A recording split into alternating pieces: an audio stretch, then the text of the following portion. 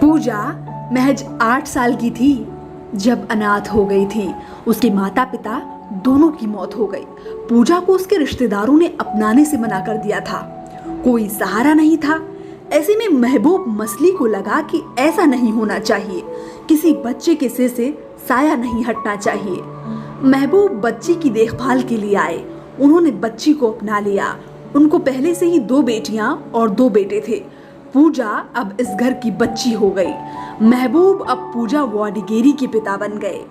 नमस्कार, आप सुन रहे हैं बोलता हिंदुस्तान। मैं गौरी।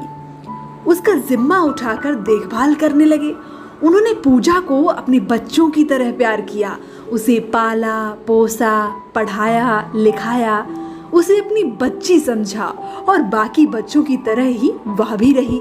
जब बेटी 18 साल की हो गई तो उन्होंने एक हिंदू दूल्हा खोजा और हिंदू रीति रिवाज से पूजा की शादी करवाई। उनका कहना है कि यह मेरी जिम्मेदारी थी कि मैं उसकी शादी हिंदू लड़के से करवाऊं। मैंने कभी उस पर हमारी संस्कृति अपनाने का दबाव नहीं डाला, कभी इस्लाम अपनाने का दबाव नहीं डाला। ऐसा करना मेरे मजहब के खिलाफ है। महबूब ने कभी पूजा से यह भी नहीं पूछा कि वह निकाह करेगी या विवाह करेगी। पूजा का कहना है, मैं बहुत खुशनसीब हूँ, मुझे ऐसे माँ बाप मिले जिन्होंने मेरा काफी ख्याल रखा। यह वाकया कर्नाटक के विजयपुरा का है। पूजा की शादी में दोनों धर्मों के लोग शामिल हुए। बिना दहेज के शादी हुई। महबूब मसली अपने इलाके में मजहबी शांति और सद्भाव के लिए मशहूर हैं।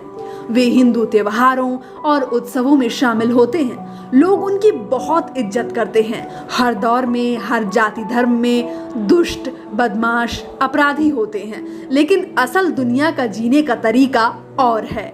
भारत में हिंदू, सिख, बौद्ध, ईसाई और मुसलमान सब आपस में एक हैं। कल वे साथ मिलकर आजादी की लड़ाई लड़े थे, फिर मिलकर एक भारत का निर्माण किया।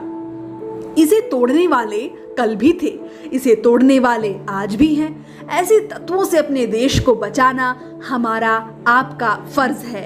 पूजा की कहानी पढ़कर मैंने सोचा, लव जिहाद और लिंचिंग के दौर में भी इंसानियत का परचम लहरा है। अगर ऐसा न होता तो पूजा को पिता के रूप में महबूब कैसे मिलता।